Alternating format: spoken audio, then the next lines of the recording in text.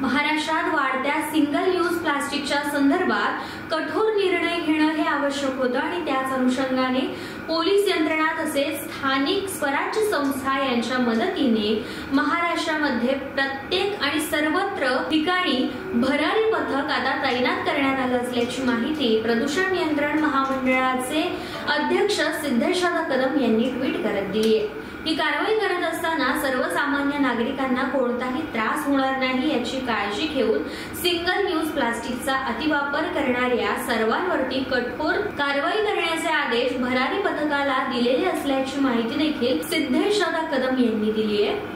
प्रत्येक 15 दिवसांनी या संदर्भातील आढावा घेतला जाईल।